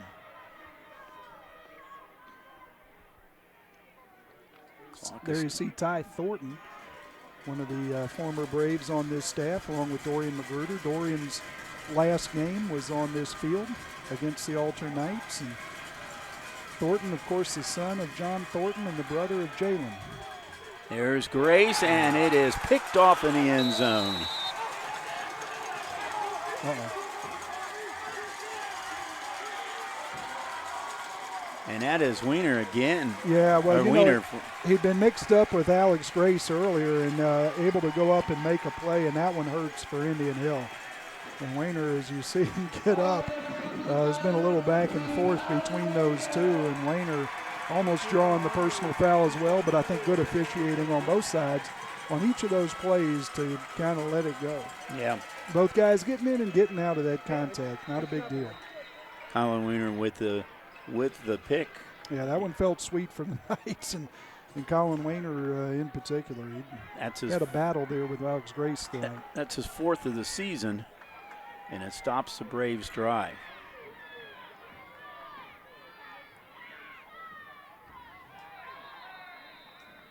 Noah Jones and play is stopped. We have a procedure now on the Knights. Well, you know, Bill, if they hadn't called that, you get to the end of the game, you don't have any penalties. People say, well, what were you doing all night when you weren't calling anything? Were you watching the game? It's still we've had very few. Oh, it's amazing. Yeah. Well, good football. This time of year, you're dealing with two good teams, two great coaching staffs. You don't have a whole lot of penalties that drive coaches crazy and gives them gray hair. The give is to Jones. And Jones finds a big hole over the left side, moves it out to about the 33-yard line. I'm looking down here at this Alter offensive line. Yeah. I tell you, Brian, it's pretty impressive. Epps is 327, right is 298, center Nogel is 281, Marquez 262, and Fussnecker, he's a little guy, 214. Yeah, and Wright and Noga been doing it for a long time. Both got all-league accolades last year. These are guys that have really made the difference tonight. Jones needed to get out to the 30-yard line. He might be just a shy bit short. He is a little bit short, about a half yard short. So it's going to set up a third and a very short. Bill, Braves continuing to fight. I'm going to need some help, though. Yeah, probably going to need to get a turnover, or something's going to happen here in the last 13 minutes for them to get back in this ballgame. Well, they're going to need to stop right now. Connor's still in a shotgun, though. And it looks like it was to Jones, and he's got enough for the first down. He got over to the 30. We're going to move the sticks here. We haven't called the number, but it doesn't mean he hadn't made plays. Drew Rader tonight, again, this sophomore for Indian Hill, and, of course, Eli Riggs in there. Good to see Gabe Oakes out there both ways. Must be feeling better. We're going to go over our crew here at the end of this quarter, so stay tuned for that. Well, after we got Marion Local Stein, I don't know. I know. It's kind of anticlimactic. We're going to see how they're doing tonight.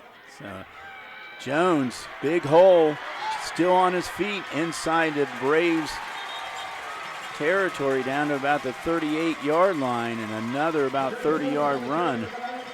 Bill, you're starting to see the tackling fade a little bit for the Braves. You get to that fatigue part. You've been punched in the mouth, downhill running all night, and at some point, it's tough. Knee on the ground around the 40. And the clock is going to run out at the end of the third quarter. 24-6 in favor of the Alder Knights. Let's talk about our crew right now. First off, we start with the main guys out there. Dean Lowry, Will Matthews, you guys are awesome coming out here. I know Dean says he really likes this place. It's the first time we've been here.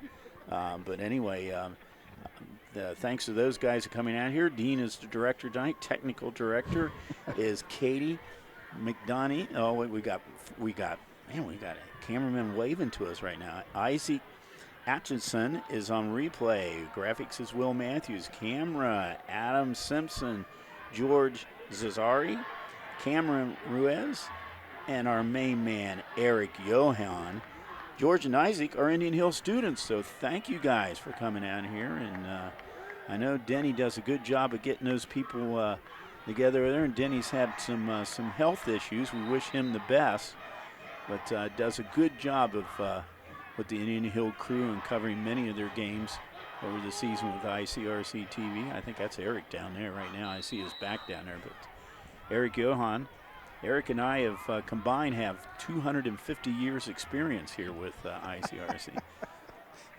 That's quite a bit. Eric's about 150, I'm 100. So blitz right now by the Braves, and it works. Yeah, good job to get back to the line of scrimmage. You're just about a little bit short. You mentioned Denny Dupps. Boy, I tell you what, we talk about, Joe Petroselli in 50 years, and then Coach Domitson, 50 years almost. He's closing in on it. Denny Dupps has been at Indian Hill High School since 1969. So that puts him at 54 years at Indian Hill High School. So I was a freshman in college. Yeah.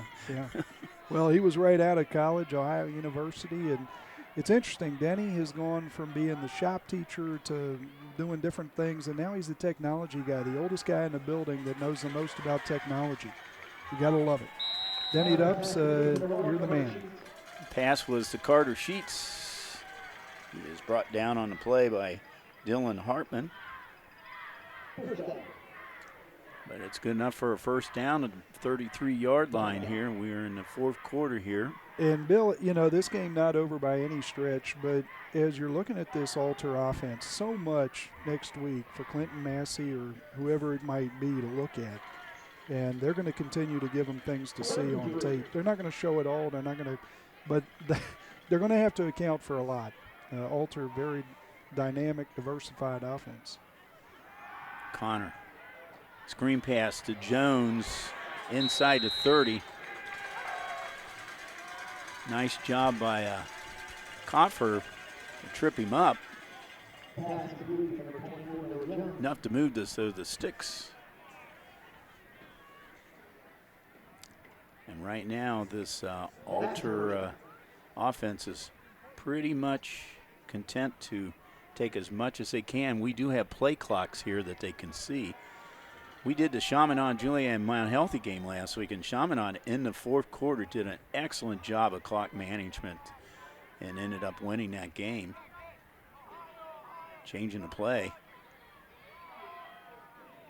Indian Hill's still showing blitz, so pitches to Jones, and they bring him down, and the ball is out. Jones, though, recovers. Good play by Jones. I think he might have been down initially. I think, yeah. But, hey, don't let the officials make a decision. Get on the football. The biggest thing that can hurt you at this point in the game is a turnover, and he takes that possibility away. They'll get to yards. Got to have the football. He loses some on that play, so it's going to set up a second and long now for the Alder Knights. They have to get down to about the 19-yard line. Right now, they're sitting at the 33. Well, I tell you, this is about the time of night, Bill, that we start thinking about a Casano's Pizza up here in Dayton. I tell you what, that might be something on the ride home down 75. You're making me hungry right now. So, that pass is good to Jones out of the backfield, but it's not enough. gets them back close to the line of scrimmage. Maybe a little bit beyond. They're going to say 3rd and 9. And, you know, it's really tough. I mean, it's tough enough at this part of the game, 8.5 minutes left. You're down by, 18 points. I guess that's 3 scores. It's tough enough if they pound the rock at you. But, boy, they're pounding the rock and they're showing you so many different things. The screen passes, the pitch, the option. Just a lot to account for, mentally as much as physically. Connor back to pass. Looking, now this. plenty of protection. Oh, and he's got a man open down about the 12-yard line. And did he get the pass? I think he got it, yeah. Jonathan Kopfer over on that side of the field closing in almost with a pick opportunity. I'm sorry, Charlie Rogers. But able to get the completion the Alternates do. That's Joe Dorley, the tight end. Haven't called his name very much tonight, but interesting. Charlie Rogers actually getting his hands on that football. Just not able to. Dorley only had a couple of catches this year. I think in their offensive scheme right now, he is mostly used for blocking. Yep. Catches a big pass there to move the sticks in the red zone now again is Alder. He pitches to Jones. Jones breaks one tackle down to about the 10-yard line. I'm sorry, that's Owens again. Rod Owens. Boy, if you're scouting this game and Alder wins this game, man, who are you going to key on next week? You really do. I mean, it's going to be an interesting one. If it is Alter and Clinton Massey, Clinton Massey, a lot of people think of them as just a big, group of country boys going to go out and just punch the football, punch you in the mouth. They're also a very dynamic offense. You look at their scores, this is a team that will put 50, 60 points on the board. They run the ball a lot, but they do a lot of different things. That will be a classic matchup if it happens. They put 50 on the board last week in their first-round game. High snap. Owens inside the 10 down to about the 8.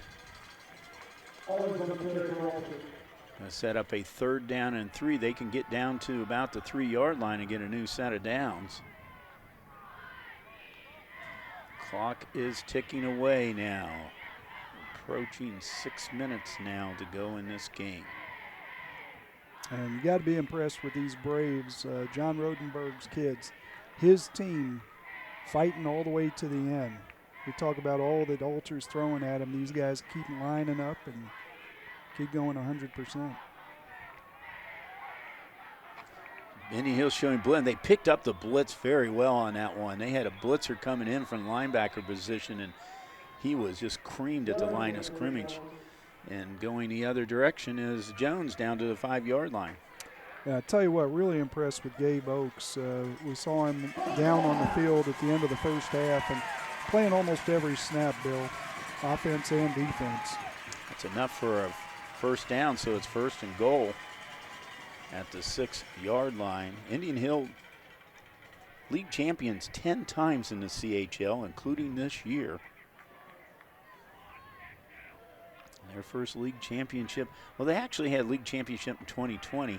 That was the COVID year. Yeah. And they did not play. Wyoming and Indian Hill didn't play that year, so they both ended up undefeated. Bill, it's the first game that has to be scheduled in that league. I mean, both of them had decided advantage on everybody else.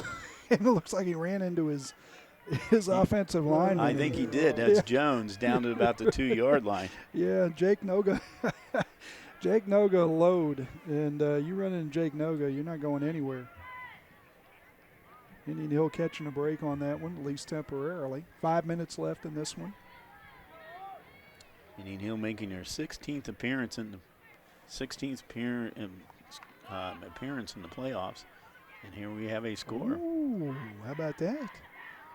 Big night for the GCL co-ed. McNick up on Clinton Massey 17-14 in the end of the 3rd quarter. And do we have a touchdown? I think we do. And I think the touchdown was by the quarterback, Connor. Actually, I think Mike Rose with his second touchdown of the night for Rose. And Rose, I'm sorry. Yep, number 12 is Rose, Mikey Rose. Bill, just so much to account for. That right there, you know what? I mentioned that Casano's Pizza. I'm also going to swing by Dorothy Lane Market and get one of those Grandma Tobias pies.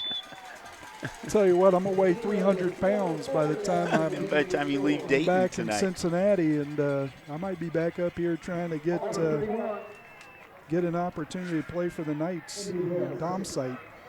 Carves PAT is good. Rose with his second touchdown of the game, his 8th of the season.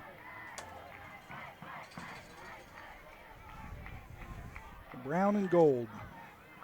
Bill, it is an absolute great tradition here. I mean, what a wonderful program, wonderful school. We mentioned it. You know, in Cincinnati, you got different tiers of Catholic schools, big schools, small schools. Then you got some niche schools like Summit Country Day. Here in Dayton, I mean, they're all about the same size, whether it's Carroll or CJ, right. or, you know, but these guys, and they go on the road too. You know, they got to go down to McNick. They got to go down to Fenwick and Baden.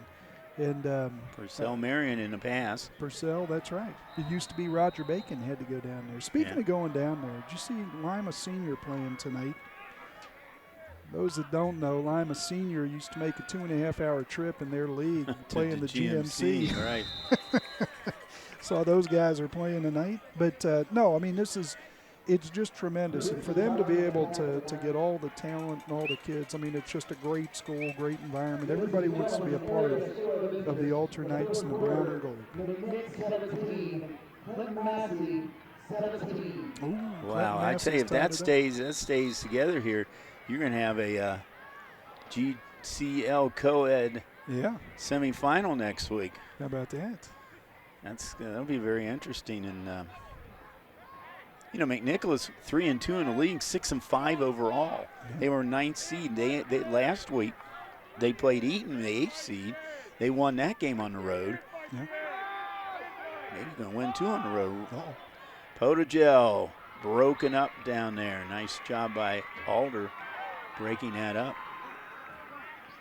You know, Bill, it just goes back to the schedule that they play, the meat grinder they go through. I mean, if you can come out of it healthy, and that's really the big key, you know, in the game of football. If you can come out of it healthy, as we see Potagel take a shot down the field, Dan O'Brien, he's got double coverage there and a third in the area. Yeah, I don't know if you caught that right there, but O'Brien was down, slow getting up, but Russ, who defended on play, helped him up. Yeah. Nice job, Michael Russ.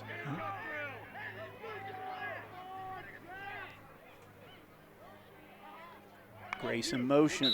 Potagel, whoa. I think we're going to have a procedure on Indian Hill. I tell you what, how about that short hop? I mean, John Potagel getting down there and fielding that like a little shortstop there. Well, he's probably lucky that this was was a penalty, because that might have been disastrous. A lot of gold jerseys in the area when he picked that one up and turned around. Procedure on Indian Hill, takes the ball back to the 22-yard line, makes it a 2nd and 15. Yeah, going to have to win 16 games this year to be a state champion, or play 16 games to be a state champion. Going to have to win 6. Well, we're going to see if Maria Stein gets that 100th win this year. Yeah. Pass is good. Now to Dan O'Brien. O'Brien with the catch. So they get some of that yardage back. They get about 10 yards back. Dan O'Brien, good football player. He's really worked hard at the game. Was a good basketball player, too, and really kind of focused on football, and it's paid off. He's been terrific for this team all year. Potagel, low snap.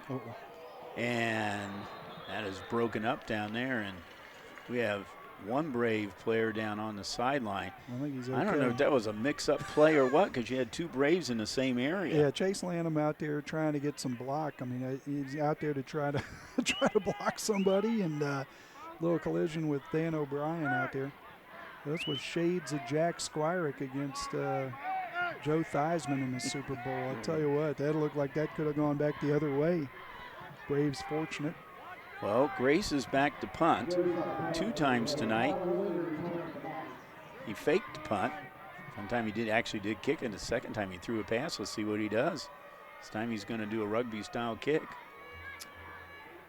Fair catch is called. A lot of elevation there. At the 30-yard line. And who's he kick it to? His buddy, Colin Wayner. And Wayner doing a nice job. That ball hung up. And you're looking up in the lights, and you got a ball that high in the air. You don't get that all the time in a high school game. Nice job there in a crowd. 43-yard punt for Grace. Maybe his last one. We'll see.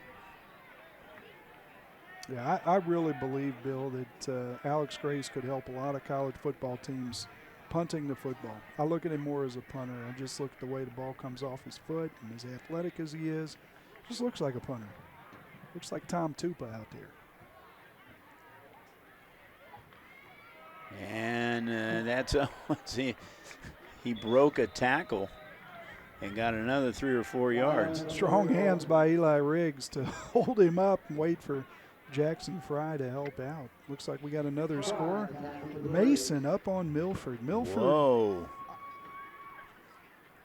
And we're getting word that Mason got the touchdown on a block punt. Milford this year, Bill, in that ECC, I think a lot better than anybody thought it would be. Right. Winton Woods, Anderson, Kings, Milford. I mean, you're really running the gauntlet. I got a buddy that got the job at Turpin. He's like, what the heck? I mean, just got so many good teams in that league.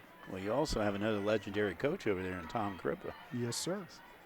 He's done a great job at Milford since he's been there. And there is Owens, or nope, this one was Mikey Rose, the fullback. Mikey gets a first down. We're going to see if that – I was kind of surprised at that #1 seed. Now, they haven't been beaten, and a lot of other teams have beaten each other up. But, boy, I'll be interested to see if they can run the gauntlet down there in Region 4. Well, right now, they got to get past tonight. Yeah, they do. They do. I mean, you know, that's a team that you're a Division I team playing in a predominantly Division II league, but boy, you got some great Division II. Anderson, Kings, Winton Woods. You got some great Division II teams in that league. And the give is to the second back through. You also have Princeton playing tonight, the #2 seed Princeton. They're playing #7 Hamilton.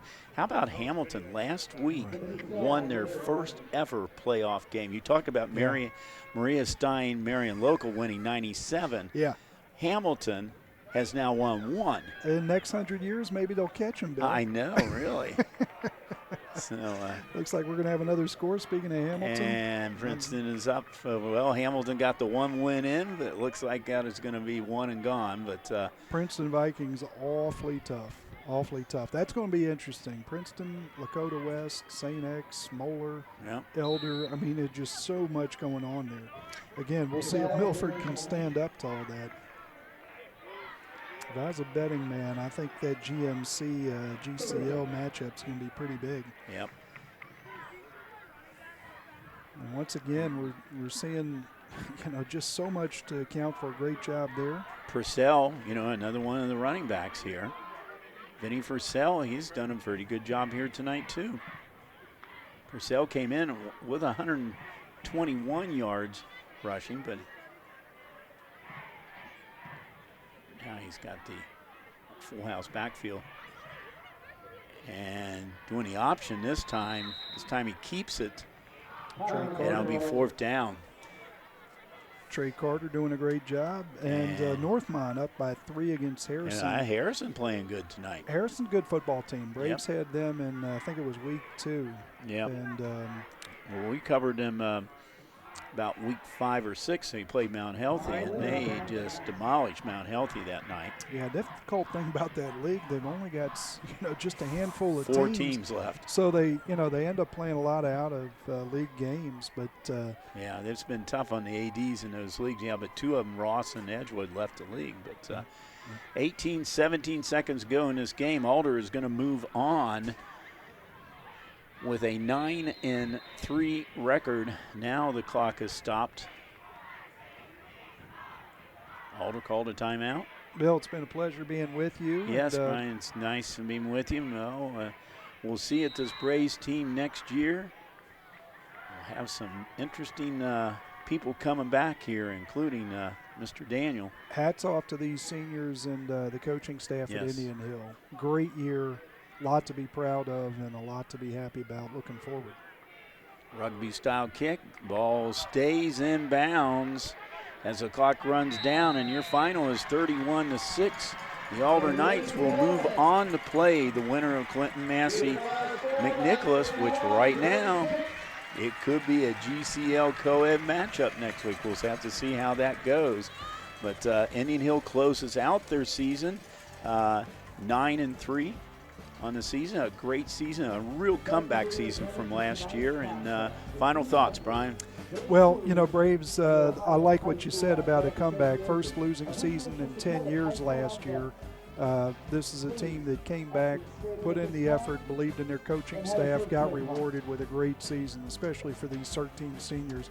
Alder Knights, very impressive. I think they're going to be a tough out, and I wouldn't be surprised if they're back in the Final Four for Division IV. We'll find out if that happens here in the next few weeks. ICRC, we're going to be off from football next week because the ICRC crew, they're going to be covering the state volleyball championships. And I believe Dean Nutter Center, I think, again, or is it, okay, at the Nutter Center. That's where our ICRC people will be up there. We provide the technical support for their for the state championship volleyball.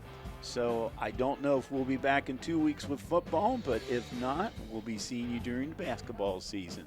So for Brian Shaw and the entire ICRC crew, this is Bill Brett saying goodbye from Fairmount High School, Alder 31, Indian Hill 6.